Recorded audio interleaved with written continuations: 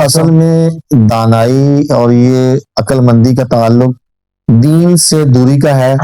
اگر میں یہ پورے معاشرے کے اندر پورے جتنے بھی لوگ ہماری یہ بات کو سن رہے ہیں، اگر عورت یا مرد 4 صورتیں قرآن پاک کے اندر 114 صورتیں ہیں، ان میں سے 4 صورتیں ترجمہ تفسیر کے ساتھ پڑھ لیں، سمجھ لیں، کسی بات کی سمجھ نہ ہے تو کسی مستند عالم دین سے پوچھ لیں. سورۃ النساء کمپلیٹ ترجمہ تفسیر کے ساتھ، سورۃ النور کمپلیٹ ترجمہ تفسیر کے ساتھ، سورۃ الطلاق کمپلیٹ ترجمہ تفسیر کے ساتھ، اور سورۃ الحجرات، یہ 4 صورتیں کمپلیٹ ایک مرد اور عورت مکمل طور پہ ترجمہ تفسیر کے ساتھ ایک دفعہ پڑھ لے تو میں یقین سے کہتا ہوں کہ انشاءاللہ 99% گھریلو معاملات ویسے ہی حل ہو جاتے ہیں اور وہ اس تک نوبت ہی نہیں جاتی. اچھا قبلہ، مجھے ایک بات بتائیے کہ یہ جو مطلب ایک ٹاپک سے ہٹ کے بات ہے، لیکن بات کہ نکاح کی اور یہ شادی کی تو اس کے ساتھ مجھے ریلیٹ ہو گئی ہے. یہ جو نکاح متع ہے اس کے بارے میں بڑی بات ہوتی ہے، تو نکاح متع کا حکم کیا تھا؟ یہ کیا اسلام میں لوگ کہتے ہیں کہ پہلے اسلام میں یہ تھا، لوگ کرتے تھے وواہ میں، نبی کریم علیہ السلام نے منع فرما دیا. نکاح متع کیا بیسیکلی ہے، کیا یہ اور اس کا حکم کیا ہے؟ اس کا مطلب ہے کہ فائدہ حاصل کرنا، مطلب کہ ایک رات کے لیے نکاح، 10 دنوں کے لیے نکاح، مہینے کے لیے نکاح، کمٹمنٹ جو ہو گئی کمٹمنٹ، اس کے اندر تعین ہوتا ہے، دن کا، مہینے کا، سال کا تعین ہوتا ہے اس کے اندر. تو تعین جو ہے اب جب نکاح ہمارا نکاح اور طلاق کا جب یہ حکم آیا ہے تو اب وہ والا حکم منسوخ ہو گیا. اب دیکھیں یہ کیسے ہو سکتا ہے کہ ایک لمیٹڈ اگر ہم معاشرے کے اندر یہ اجازت دے دیں تو یہ تماشا بن جائے گا. لوگ جو ہے نا آج پہلے ہی افراتفری کا شکار ہیں، عورتوں سے بیویوں سے جان چھڑانے کے پیچھے بڑے ہوتے ہیں،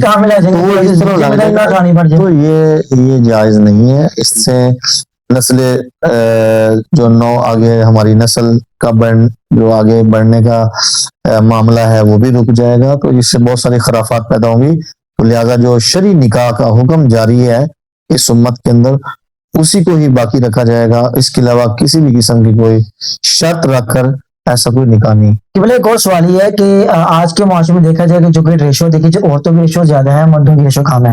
یعنی کہ اگر 100 مرد ہیں تو عورتیں 150 ہیں. تو ویسے بھی مرد کو پتا ہے، مرد کئی بے روزگار بھی ہیں، وہ تو کچھ تو شادی کرنا چاہتے نہیں، کچھ بے روزگار ہیں، اور جو کرنا چاہتے ہیں ان کے معاملے بڑے خراب ہیں، آپ کو پتا ہے پاکستان کے اندر. تو قبلہ مجھے یہ بات بتائیے کہ اگر کوئی صاحب استطاعت ہے کہ وہ اس کو کیا 2-3 شادیاں کرنی چاہیے؟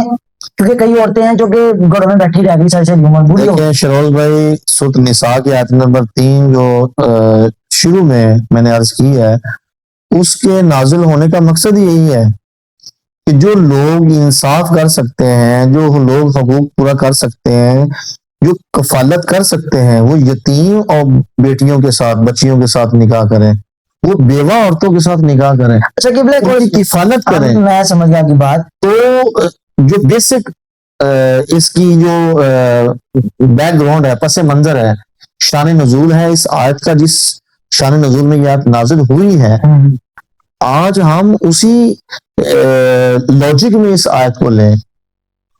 ٹھیک ہے؟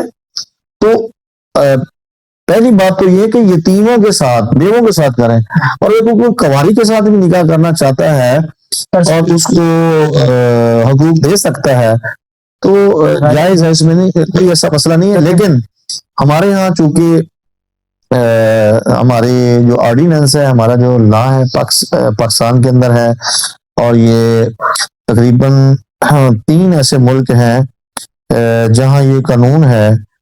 اس کے اندر ہمارے عرب ممالک، خلیجی ممالک ہیں، ان کے اندر تو یہ نکاح کا تعدد جائز ہے، وہ تو کرتے ہیں، ان کی خواتین کو بھی کوئی ایسا مسئلہ نہیں ہے. ان کے معاشرے میں جیسے سعودی عرب ہے، UAE ہے، قطر ہے اور کویت ہے، ان ممالک کے اندر قانوناً اور ثقافتی طور پہ تعدد ازواج عام اور مقبول ہے. قانوناً مشروط ممالک جو ہیں وہ تقریباً 4 ہیں جن کے اندر یہ قانون باقاعدہ طور پہ ریاست کا ہے. جو باقی خلیجی ممالک ہیں، عرب ممالک، ان میں یہ قانون نہیں ہے پہلی بیوی کی اجازت نامہ کا. یہ جو پہلی بیوی کی اجازت نامہ ہے نا، اس اجازت نامے میں 4 ملک ہیں پوری دنیا کے اندر جنہوں نے یہ قانون بنایا ہوا ہے. ایک پاکستان ہے، اور اس کے ساتھ جو ہے دوسرا مصر ہے، تیسرا مراکش ہے، اور چوتھا اردن ہے. ان چاروں میں کہ پہلی بیوی سے اجازت لے. ان 4 ملکوں میں یہ ہے کہ پہلی بیوی سے اجازت نامہ لینا ہے، باقی کسی ملک میں اسلام میں ایسا نہیں. اسلام صرف 4 ملکوں میں نہیں ہے بند. اسلام تو پوری دنیا میں ہے. اسلام پاکستان، مصر، مراکش یا اردن کے اندر بند نہیں ہے. یہ ان ممالک کی گورنمنٹ نے، علماء نے جو فتاوی دیے ہیں، کسی نہ کسی حکمت کے پیش نظر یا اپنے ملکی معاملات کے پیش نظر، انہوں نے جو ملک کے اندر خرافات پیدا ہو رہی ہیں. اب لوگ ایسا کرتے ہیں کہ نکاح پہلے ہے، اچھا بھلا گھر چل رہا ہے، بیوی بچے ہیں، دوسری بیوی کو سائڈ پہ کسی کے ساتھ جناب کوئی افیئر چل گیا، اور سائڈ پہ نکاح چوری کر لیا، اس کو سائڈ پہ رکھ دیا، تو پہلے بچوں کی طرف ہی توجہ نہ کرنا شروع کر دیتے ہیں، پہلی بیوی کے ساتھ لڑائی شروع کر جاتے ہیں. مرد بھی تو زیادتی کرتے ہیں. ساری بات یہ پاکستان کے مردوں، سوری معذرت کے ساتھ میں عرض کر رہا ہوں کہ مزاج ہے، یہاں مزاج ہے کہ ایسا یہ ہونا شروع ہوا تھا. اچھا ایسا ہو بھی جاتا ہے، ایسا ہوتا بھی ہے.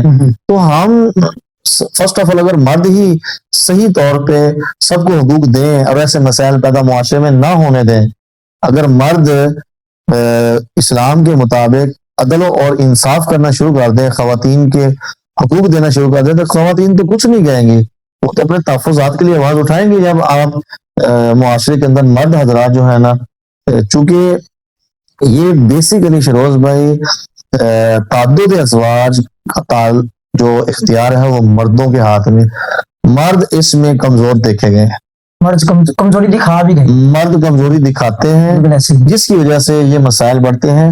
اور اس کے پیش نظر ظاہر ہے پھر گورنمنٹ نے پابندی تو لگانی ہے. تو یہ 4 ملک ہیں، ان ممالک کے اندر پابندی ہے، ثالثی کونسل کی اجازت نامہ ضروری ہے، اور مالی استطاعت کے ثبوت سے مشروط یہ رکھا گیا ہے. اور مطلق پابندی والے جہاں ہے ہی پابندی کہ دوسری کار ہی نہیں سکتے، وہ ممالک میں عرض کر دوں، وہ ترکی ہے، ترکی نے بالکل پابندی لگائی ہوئی ہے. اب تیونس نے بھی اپنے سول کوڈ کے تحت 1 سے زائد شادی پر قانونی طور پہ پابندی عائد کر رکھی ہے. یہ 2 ملک ہیں، ترکی اور تیونس. اور مغربی اور دیگر ممالک، امریکہ، کینیڈا، یورپی یونین اور بھارت، یہ سول قانون میں قانوناً 1 سے زائد شادی کرنے کو جرم قرار دیتے ہیں، وہاں بھی جرم ہے. اور اگرچہ کچھ قبائلی یا مذہبی اقلیتی اپنے سطح پر غیر رسمی نظر رکھتے ہیں، تو یہ صورتحال ہے یہاں جو ہمارے پاکستان کی اندر، ہم چونکہ پاکستانی ہیں، تو MFLO 1961 سیکشن 6 پاکستان کے مسلم فیملی لاز آرڈیننس 1961، اس کے تحت دوسری شادی یا مزید شادی کے لیے چیئرمین، ثالثی کونسل اور پہلی بیوی کا اجازت نامہ یہ لازم ہے. اگر کوئی بغیر اجازت نامے کے شادی کرتا ہے تو اس کو جرمانہ ہے، قید کی سزا ہے. اگرچہ نکاح شرعاً باطل نہیں ہے، نکاح ہو جائے گا، سزا پڑ جائے گی. اس لیے ہمارا یہ تخمینہ ہے کہ اس طرح کی جو 2 یا 3 شادیاں پورے پاکستان کے اندر 1 یا 2% صرف چل رہی، باقی سب 1 پہ گزارا جا، سب 1 کے اوپر تقریباً جا رہے ہیں.